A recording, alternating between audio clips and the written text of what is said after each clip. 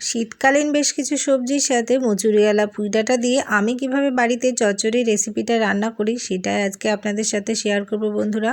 নমস্কার বন্ধুরা, চলুন তাহলে দেখে নেওয়া যাক আমি কিভাবে এই রেসিপিটা রান্না করি।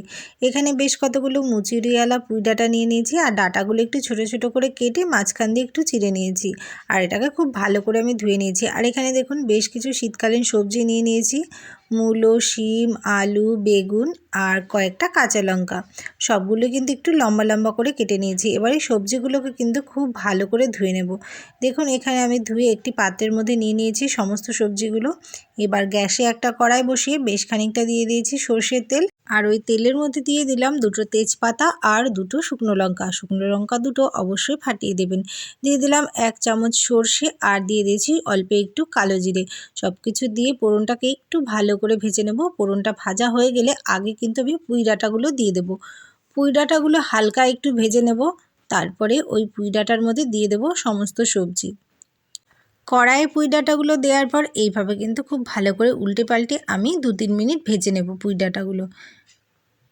দেখুন কিছুক্ষণ ভেজে নেওয়ার পরে এবার আমি সমস্ত সবজি দিয়ে দিচ্ছি কড়াইয়ের মধ্যে। সবজিগুলোকে আমি আর আলাদা ভাজবো না, একবারেই পুঁই ডাঁটার সাথে নেড়ে চেড়ে ভেজে নেব। সমস্ত সবজি কিন্তু আমার দেওয়া হয়ে গেছে কড়াইয়ের মধ্যে। এবার একটু সাবধানে খুন্তি দিয়ে উল্টে পাল্টে নেড়ে দেব। এখন কিন্তু আমি আগেই লবণ আর হলুদটা দেব না, দিয়ে দিলাম কয়েকটা চিড়ে রাখা কাঁচা লঙ্কা। শুধুমাত্র নেড়ে চেড়ে বেশ খানিকক্ষণ ভেজে নেব, একটু হালকা ঢেকে ঢেকে। কিছুক্ষণ এমনি নেড়ে নেওয়ার পরে এবার আমি এটাকে কিন্তু ঢেকে দিচ্ছি বেশ খানিকক্ষণ সময়ের জন্য। কিছুক্ষণ ঢেকে রেখেছিলাম, একটু ঢেকে রাখার পর ঢাকনাটা তুলে নিয়েছি। আর দেখুন ঢাকনাটা তুলে নিয়ে আমি আবারও কিন্তু এটাকে ভেজে নেব নেড়েচেড়ে। আগেই লবণটা দেব না, তাহলে কিন্তু এটা সেদ্ধ হয়ে যাবে, ভাজা হবে না। যেহেতু এটাকে আমি আগে ভাজিনি তাই কড়াইয়ের মধ্যে সব শুদ্ধ একবারে ভেজে নিচ্ছি। এবার আমি কড়াইয়ের মধ্যে দিয়ে দিলাম পরিমাণ মতো লবণ আর পরিমাণ মতো হলুদ। যতটুকু এই সবজির জন্য প্রয়োজন আমি একটু আন্দাজ করে দিয়ে দিলাম, যদি প্রয়োজন হয় পরে আমি টেস্ট করে দিয়ে দেব লবণটা।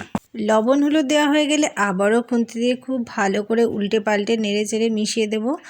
আর এটাকে কিন্তু আবার আমি ঢেকে দিচ্ছি। এইভাবে কিন্তু এই সবজি চচ্চড়িটা ঢেকে ঢেকেই রান্না করতে হবে, তাহলে খুব তাড়াতাড়ি অল্প সময়ের মধ্যে হয়ে যাবে।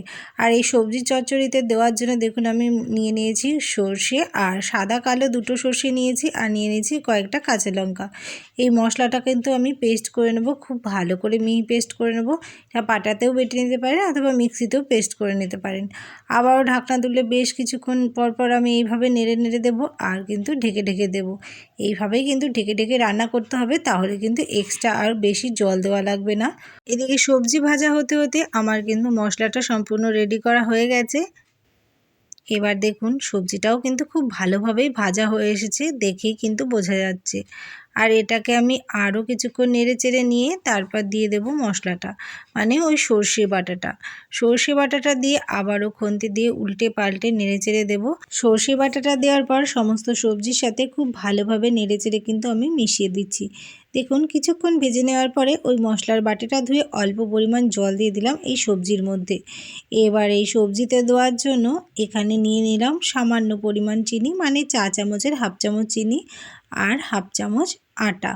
এখানে আপনারা ময়দাটাও ইউজ করতে পারেন, আটা ময়দা যে কোনো একটা দিলেই হলো।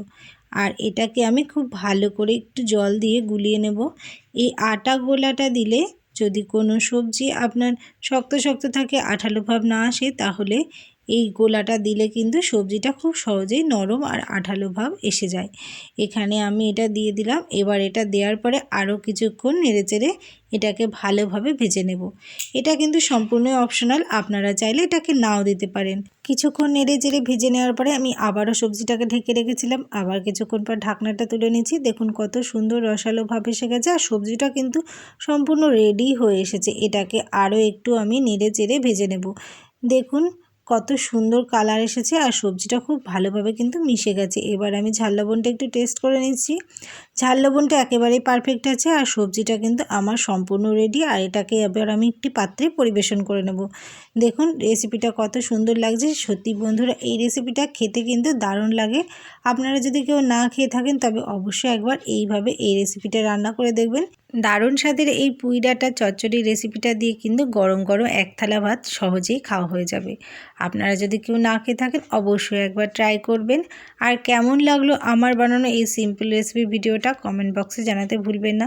ভিডিওটা ভালো লেগে থাকলে প্লিজ একটা লাইক কমেন্ট করবেন আর বন্ধুদের সাথে শেয়ার করতে একেবারেই ভুলবেন না।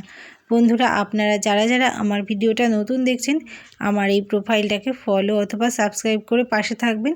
আর পাশে থাকা বেল আইকনটি প্রেস করতে একেবারেই ভুলবেন না, তাহলে আমার পাঠানো যে কোনো পোস্টের নোটিফিকেশন সবার আগে পৌঁছে যাবে আপনার কাছে। তাহলে বন্ধুরা ভিডিওটা আজকে আমি এখানেই শেষ করছি। সবাই ভালো থাকুন, সুস্থ থাকুন। আবার আসবো নতুন কোনো রেসিপি ভিডিও নিয়ে। ধন্যবাদ সবাইকে।